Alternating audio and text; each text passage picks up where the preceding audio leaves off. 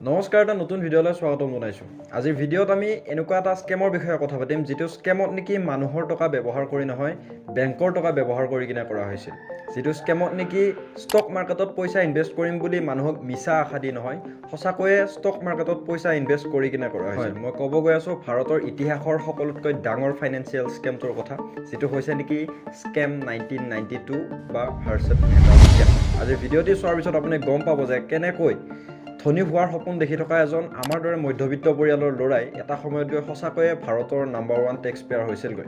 কেনেকৈ এজন ধনী হোৱাৰ সপোন দেখি থকা মধ্যবিত্ত ল'ৰা এজনে এটা সময়ত গৈ মুম্বাইত 15,000 স্কুৱেৰ ফিটৰ ঘৰৰ লগতে 29খনকৈ গাড়ীৰ গৰাকী হৈছিল। গতিকে আমাৰ এই ভিডিঅ'টি আপুনি শেষলৈকে চাব।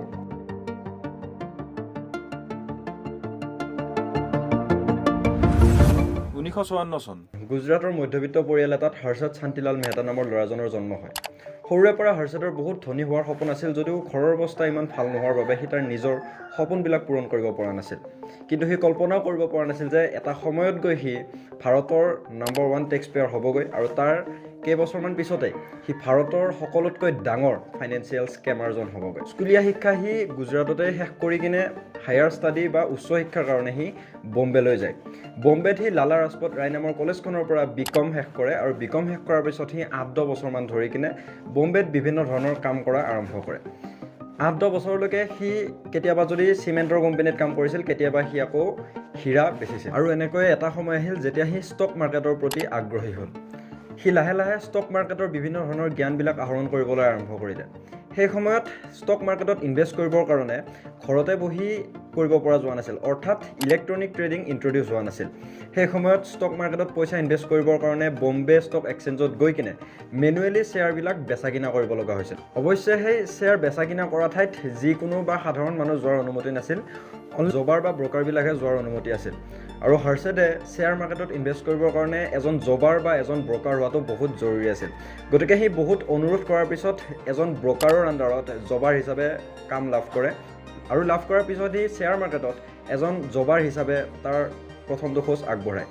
এজন জবাৰ হিচাপে তাৰ প্ৰথম দিনটোৱে শ্বেয়াৰ মাৰ্কেটত বিশেষ আছিল, কিয়নো সি প্ৰথম দিনটোতেই তাৰ 2,000 টকা লছ কৰিছিল।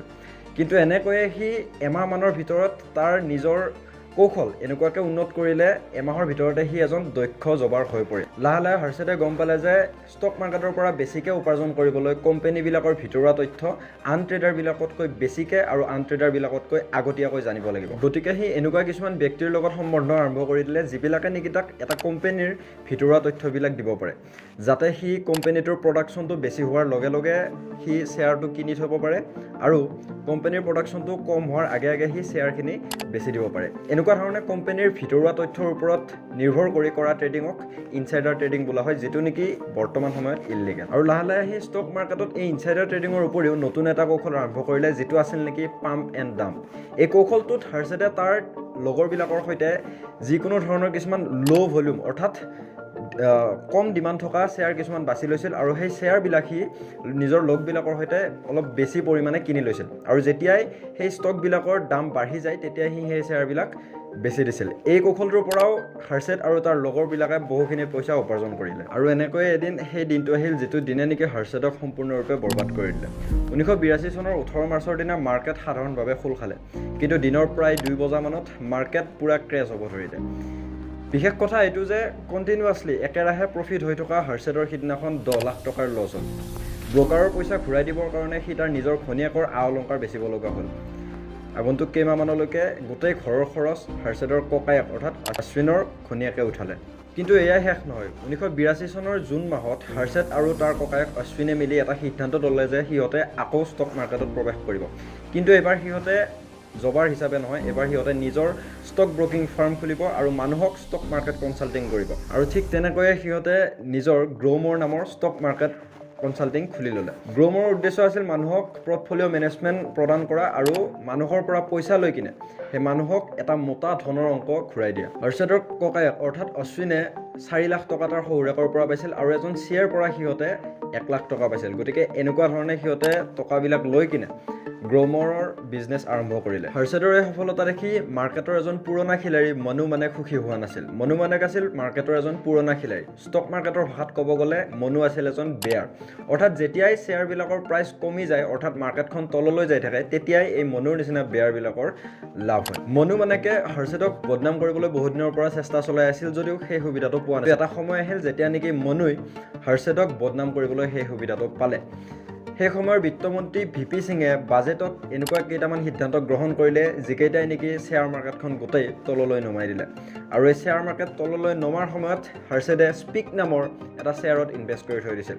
আৰু হাৰ্ছেডে বম্বে ষ্টক এক্সচেঞ্জৰ পৰাও মাৰ্জিন লৈ কিনে এই স্পিক নামৰ শ্বেয়াৰটিত ইনভেষ্ট কৰিছিল, যাৰ ফলত নেকি মনু আৰু তাৰ বেয়াৰ গেং মিলি কিনে এটা মিছা বাতৰি মাৰ্কেটত উলিয়াই দিলে যে হাৰ্ছেডে আৰু ষ্টক মাৰ্কেটৰ এই মাৰ্জিন ঘূৰাই দিব নোৱাৰে। অৰ্থাৎ মাৰ্কেটত এইটো নিউজ বিয়পাই দিলে যে গ্ৰ'মৰ কনচালটেঞ্চি লাহে লাহে বিলুপ্ত হ'ব গৈ আছে। ষ্টক মাৰ্কেটৰ মাৰ্জিন ঘূৰাই দিবৰ কাৰণে হাৰ্ছেডৰ হাতত আছিল মাত্ৰ 14 দিন। গ্ৰ'মৰ আৰু তাৰ নিজৰ নাম বচাবৰ কাৰণে নিজৰ 1.5 কোটি টকা লোকচান কৰি হ'লেও হাৰ্ছেডে 14 দিন নহওঁতেই গোটেইখিনি পে'মেণ্ট ষ্টক মাৰ্কেটক ঘূৰাই দিলে। আৰু এই খবৰটি গোটেই মাৰ্কেটত বিয়পাই দিলে, আৰু যাৰ ফলত নেকি মাৰ্কেটত এইবাৰ হাৰ্ছেডৰ সুনাম দুগুণ বাঢ়িল। এই গোটেই ঘটনাটিত যদিও গ্ৰ'মৰৰ 1.5 কোটি টকাৰ লছ হ'ল, কিন্তু বহুত সোনকালে গ্ৰ'মৰে আকৌ নিজৰ অৱস্থানত ঘূৰি আহিল। এতিয়া আৰু হাৰ্ছেডৰ নিজে এজন ব্ৰকাৰ হৈ থকাৰ ইচ্ছা নাছিল, তাৰ এজন ডাঙৰ ইনভেষ্টৰ হ'ব মন আছিল। গতিকে গ্ৰ'মৰে এতিয়াৰে পৰা অকল ইণ্ডিভিজুৱেল ইনভেষ্টৰেই নহয়, ইনষ্টিটিউচনেল ইনভেষ্টৰৰ বাবেও কাম কৰা আৰম্ভ কৰি দিলে। আৰু বহু কম দিনৰ ভিতৰতে গ্ৰ'মৰ ভাৰতৰ ভিতৰতে এটা প্ৰতিষ্ঠিত ব্ৰকাৰ হৈ পৰিল। হাৰ্ছেডৰ মনত এটা চিন্তা প্ৰায়ে আহিছিল, সি আৰু এতিয়া এজন ব্ৰকাৰ হৈ থাকিব ইচ্ছা নাছিল, সি এজন নিজে ডাঙৰ ইনভেষ্টৰ হ'ব খুজি আছিল। কিন্তু যাৰ কাৰণে তাক প্ৰয়োজন আছিল 100 কোটিৰো অধিক টকা, যি প্ৰয়োজন পূৰাবৰ কাৰণে সি এবাৰ নতুন এখন মাৰ্কেটত প্ৰৱেশ কৰিলে, যিখন মাৰ্কেট আছিল নেকি মানি মাৰ্কেট। বেচিকেলি মানি মাৰ্কেট হৈছে এটা ব্যৱস্থা, যিটো ব্যৱস্থাত নেকি এটা বেংকে আন এটা বেংকৰ পৰা লোন লয়। এই লোনটো যেতিয়া এটা বেংকক কম সময়ৰ কাৰণে পইচাৰ প্ৰয়োজন হয়, তেতিয়া আন এটা বেংকৰ পৰা লোৱা হয়। উদাহৰণস্বৰূপে SBIৰ হাতত 50 কোটি টকা অতিৰিক্ত আছে আৰু PNBক 50 কোটি টকাৰ প্ৰয়োজন আছে। গতিকে তেতিয়া PNBয়ে SBIৰ পৰা সেই 50 কোটি টকা লোন হিচাপে ল'ব, আৰু PNBয়ে SBIৰ হাতত সেই 50 কোটি টকাৰ চিকিউৰিটি বা সম্পত্তি জমা দি থ'ব। PNBৰ হাতত এই লোনটো ঘূৰাই দিবৰ কাৰণে 15 দিন সময় থাকিব, আৰু 15 দিনৰ ভিতৰত PNBয়ে এই SBIক সুদসহ গোটেইখিনি পইচা ঘূৰাই দিব, আৰু SBIয়ে PNBয়ে যি সম্পত্তি জমা থৈছিল সেই সম্পত্তিখিনি PNBক ঘূৰাই দিব। এতিয়া ইয়াত সম্পত্তি বুলি কওঁতে কোনো ধৰণৰ সম্পত্তিৰ আদান প্ৰদান নহয়, ইয়াত কিছুমান লিখিত প্ৰমাণ অৰ্থাৎ বিয়াৰ ইছ্যু কৰা হয়। বিয়াৰ মানে হৈছে bank receipt. Generally bank receipt হৈছে এখন লিখিত প্ৰমাণ, যিখনৰ ব্যৱহাৰ এই গোটেই প্ৰক্ৰিয়াটো স্বচ্ছ আৰু নিকা কৰিবৰ কাৰণে ব্যৱহাৰ কৰা হয়। আৰু এই গোটেই প্ৰক্ৰিয়াটো RFD অৰ্থাৎ ৰেডি ফৰৱাৰ্ড ডিল বুলি কোৱা হয়। আৰু এই গোটেই প্ৰক্ৰিয়াটো মেনেজ কৰে মানি মাৰ্কেটৰ ব্ৰকাৰবিলাকে, যাৰ ফলত নেকি এই ব্ৰকাৰবিলাকক কিছুমান ব্ৰকাৰেজ ৰেট অৰ্থাৎ কিছুমান কমিশ্যন দিয়া হয়। আৰু এইবাৰ এই কামটোৱে কৰিব গৈছিল মিষ্টাৰ মেহতাই। হাৰ্ছেডে দেখিলে যে চিটি বেংক, অজয় কায়ান, হেমন্ত কোঠাৰীৰ দৰে ডাঙৰ ডাঙৰ ব্ৰকাৰবিলাকে গোটেই মানি মাৰ্কেটখনত ৰাজত্ব কৰি আছে।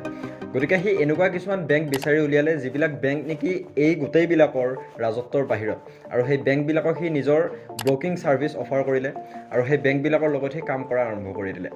কেইমাহমানৰ ভিতৰতে হাৰ্ছেডে মানি মাৰ্কেটৰ এজন প্ৰতিষ্ঠিত ব্ৰকাৰ হৈ উঠিল। সি যদিও মানি মাৰ্কেটৰ পৰা বহুখিনি ব্ৰকাৰেজ ৰেট উপাৰ্জন কৰি আছিল, তাৰ উদ্দেশ্য কিন্তু মানি মাৰ্কেটৰ পৰা ব্ৰকাৰেজ ৰেট উপাৰ্জন কৰা নাছিল। তাৰ উদ্দেশ্য আছিল মানি মাৰ্কেটৰ পৰা পইচা লৈ যাই কিনে ষ্টক মাৰ্কেটত ইনভেষ্ট কৰি তাৰ পৰা মোটা ধন সংগ্ৰহ। কিন্তু সি ভাবিবও পৰা নাছিল যে এই উদ্দেশ্যটোৱে তাৰ এদিন গৈ কিনে ভাৰতৰ সকলোতকৈ ডাঙৰ ফাইনেন্সিয়েল স্কেমটোৰ ৰূপ ল'বগৈ। সময় বচাবৰ কাৰণে বহুতো বেংকে ব্ৰকাৰৰ একাউণ্টত আগতীয়াকৈ পইচা থৈ দিছিল, যাতে ভাল চুক্তি পোৱাৰ লগে লগে সেই ব্ৰকাৰে বেংকক পইচাখিনি দি দিব পাৰে। হাৰ্ছেডে এটা কথা দেখিলে যে সেই ডিলটো নোপোৱালৈকে তাৰ একাউণ্টত বহুদিন সেই পইচাখিনি পৰি থাকে, আৰু সি ভাবিলে যে এই পইচাখিনি সি ষ্টক মাৰ্কেটত ইনভেষ্ট কৰি কিনে পইচা বহুখিনি উপাৰ্জন কৰিব পাৰিব। গতিকে সি যিকেইটা দিন তাৰ একাউণ্টত পইচাখিনি পৰি থাকে, সেইকেইটা দিনত সি বেংকৰ টকাখিনি ষ্টক মাৰ্কেটত ইনভেষ্ট কৰি বহুখিনি টকা উপাৰ্জন কৰে, আৰু যেতিয়াই ভাল চুক্তি এটা পাই যায় তেতিয়াই সি শ্বেয়াৰখিনি বেছি কিনে লাভটো নিজৰ লগত ৰাখি বাকীখিনি পইচা বেংকটোক দি দিয়েগৈ। এনেধৰণে কেইটামান দিন চলি থাকিল। তাৰ পাছত সি আৰু এটা কথা দেখিলে যে সেই বেংকবিলাকে লোনৰ বিনিময়ত যিবিলাক বিয়াৰ অৰ্থাৎ বেংক ৰিচিপ্ট ইছ্যু কৰে, সেই বেংক ৰিচিপ্টবিলাক কোনো এটা বেংকে ভালদৰে ভেৰিফাই নকৰে। গতিকে সি বেংক অফ কাৰাদাৰ লগত টাই আপ হৈ কিনে নকলি বিয়াৰ বনোৱা আৰম্ভ কৰিলে, আৰু সি এই বিয়াৰবিলাক বনোৱাৰ পিছত এতিয়া আৰু তাৰ হাতত আগতকৈ বেছি দিনৰ কাৰণে টকা থকা হ'ল।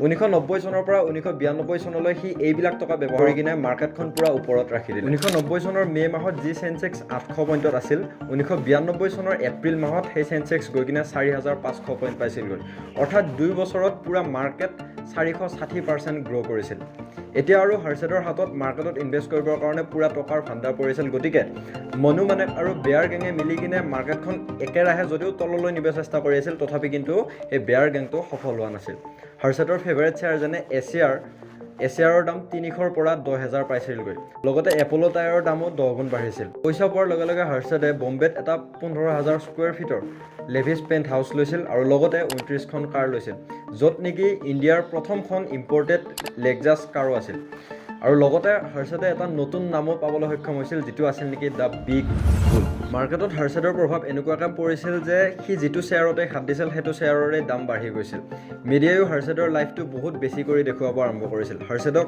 ডাঙৰ আলোচনীবিলাকৰ কভাৰ ফটো বনাইছিল আৰু তাৰ কাৰ কালেকশ্যনবিলাক তাৰ সম্পত্তিবিলাক অলপ বেছিকৈ দেখুৱাইছিল আৰু লগতে মিডিয়াই তাক ভাৰতৰ ভিতৰতে নাম্বাৰ 1 টেক্স পেয়াৰ বুলিও ঘোষণা কৰে ইমান সফলতাৰ পিছতো হাৰ্চেডে নিজক ৰখোৱা নাছিল সি ডাঙৰ কোম্পানীবিলাকৰ পৰা বেছি উপাৰ্জন কৰাৰ টাৰ্গেট কৰি লৈছিল গ্লোবেল ইনভেষ্টমেণ্ট বেংক টাটা টেলকৰ দৰে ডাঙৰ কোম্পানীবিলাকৰ পৰা সি বেছি উপাৰ্জন কৰাৰ কাৰণে টাৰ্গেট কৰিছিল কিন্তু বিধাতাই হয়তো তাৰ কাৰণে বেলেগ কিবা এটাহে ভাবি থৈ দিছিল 1991 চনতে RBIয়ে গম পাই গৈছিল যে মানি মাৰ্কেটত কিছুমান মানুহে বেংক ৰিচিপ্টৰ অপব্যৱহাৰ কৰি আছে যাৰ ফলত নেকি RBIয়ে কিছুমান বেংকৰ ওপৰত ইনকুৱাৰী অৰ্ডাৰ কৰিছিল আৰু লগতে কিছুমান বিয়াৰৰ ব্যৱহাৰৰ ওপৰত কঠোৰ নিৰ্দেশ দিছিল বা নিয়ম কিছুমান বান্ধি দিছিল অৰ্থাৎ ক'ব গ'লে এতিয়া আৰু মানি মাৰ্কেটত নকলি বেংক ৰিচিপ্ট ব্যৱহাৰ কৰাটো বহুত কঠিন হৈ পৰিছে তথাপি হাৰ্চেডে কিন্তু 1991 চনত আকৌ SBIৰ পৰা 500 কোটি টকা এটা লোন ল'লে আগৰবাৰৰ দৰে সি এইবাৰো এই 500 কোটি টকাটো ষ্টক মাৰ্কেটত ইনভেষ্ট কৰি দিলে যদিও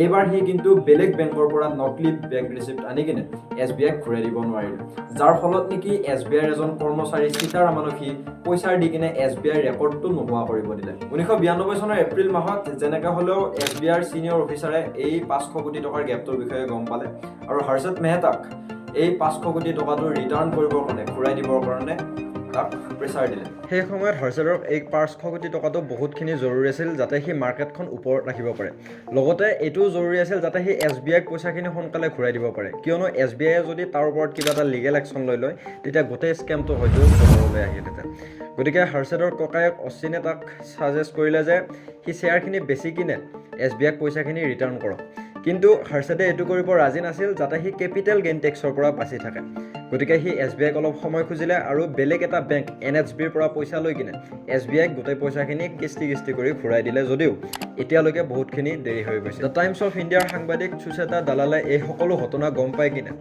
1992 চনৰ 23 এপ্ৰিলৰ দিনা কাকতৰ প্ৰথম পৃষ্ঠাত ডাঙৰকৈ ছপাই যে SBI একাউণ্টৰ পৰা 500 কোটি টকা নোহোৱা হৈছে আৰু ইয়াৰ পিছত হাত আছে দ্য বিগ অৰ্থাৎ মিষ্টাৰ হাৰ্ষদ মেহতা এই ঘটনাৰ পিছত পাৰ্লিয়ামেণ্টত চৰকাৰৰ বিৰুদ্ধে বিভিন্ন প্ৰশ্ন উত্থাপন হোৱাত চৰকাৰে মিষ্টাৰ মেহতাৰ ওপৰত 27টা ক্ৰিমিনেল কেছৰ লগতে ইনকাম টেক্স CBI আৰু RBIৰ অনুসন্ধান আৰম্ভ কৰি দিয়ে লাহে গোটেই ঘটনা ফাদিল হ'ব ধৰিলে সকলো মানুহে গম পালে যে কেনেধৰণে বেংকৰ টকা ব্যৱহাৰ কৰি কিনে অতদিনে ষ্টক মাৰ্কেটখন নিজাববীয়াকৈ চলাই আছিল হাৰ্ষদ মেহতাৰ শ্বেয়াৰবিলাকৰ অৱস্থা নোহোৱা হ'ল বহুতো ৰিটেইলাৰ ইনভেষ্টৰবিলাকৰ কোটি লছ হ'ল আৰু যিবিলাক বেংকৰ পৰা মিষ্টাৰ মেহতাই নকলি বেংক ৰিচিপ্ট বনাইছিল সেই বেংকবিলাকৰ কোনো সূত্ৰ নোহোৱা হ'ল যেতিয়া এই গোটেই স্কেমটো হিচাপ কৰিলে তেতিয়া এয়া প্ৰায় 4,000 কোটিৰো অধিক পোৱা গ'ল 1992 চনৰ 4 জুনৰ দিনা হাৰ্ষদ মেহতা আৰু তাৰ ককায়েক অশ্বিন মেহতা দুয়োটাকে পুলিচে এৰেষ্ট কৰে আৰু সিহঁতৰ সম্পত্তি বেংক একাউণ্ট সিহঁতৰ ঘৰ সিহঁতৰ গাড়ী গোটেইবিলাক বস্তু চিজ কৰি দিয়ে এই অনুসন্ধান বহুদিন ধৰি চলি থাকিল এই গোটেই সময়ছোৱাত হাৰ্ষদ মেহতা যদিও বহুদিন ধৰি জেলৰ বাহিৰতো আছিল তথাপি কিন্তু 2001 চনৰ ডিচেম্বৰ মাহত হাৰ্ষদে 47 বছৰত জেলৰ ভিতৰতেই শেষ নিশ্বাস ত্যাগ কৰে এই ভিডিঅ'টি চোৱাৰ বাবে